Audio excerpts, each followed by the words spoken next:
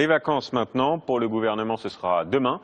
Après une ultime réunion, le chef de l'État et ses ministres quitteront Paris pour 2 semaines avec la consigne de ne pas trop s'éloigner. Car on le sait, les vacances du pouvoir sont devenues un sujet sensible et pourtant ça n'a pas toujours été le cas. C'est ce que nous racontent Hélène Hugues et Eloane Martin. Reposez-vous, a dit Manuel Valls à ses ministres. 16 jours de vacances autorisés cette année à moins de 2h30 de Paris. Mais qu'importe la consigne, la question des vacances reste taboue. Vous partez en Guyane pour les vacances, vos vacances, Madame Taubira. De quoi je me mêle? Je vous demande pas ce que vous allez faire. Vous partez en vacances? Pas beaucoup, mais sérieusement, oui. Surtout, ne jamais avoir l'air de s'arrêter.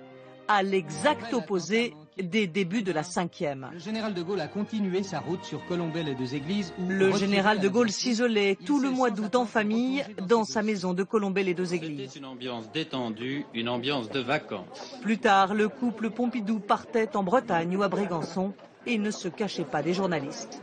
Mais depuis la canicule de 2003, les vacances sont devenues un sujet sensible. Cet été-là, les hôpitaux sont débordés, mais le ministre de la Santé n'interrompt pas pour autant ses vacances. C'est même depuis sa maison dans le Var, en polo, qu'il finit par intervenir.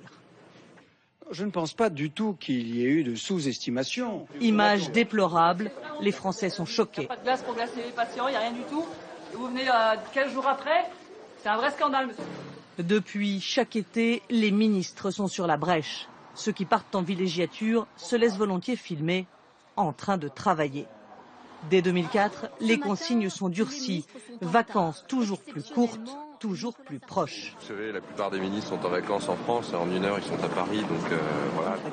Mais ce qui vaut pour les ministres ne vaut pas toujours pour les présidents. Et plus que la durée, en pleine crise économique, c'est davantage le lieu qui fait polémique. Jacques Chirac, en 99, dans un palace à l'île Maurice, à 3 300 € la nuit. Nicolas Sarkozy, à peine élu, en vacances dans une luxueuse villa aux États-Unis. Il n'y a aucune polémique. Je suis venu en avion de ligne chez des amis qui me reçoivent. Été 2012, François Hollande se veut un président normal. 3 semaines à Brégançon, au milieu des touristes, alors que les plans sociaux se multiplient. On va aller à Bord-les-Mimosas, là. Le voilà accusé d'immobilisme.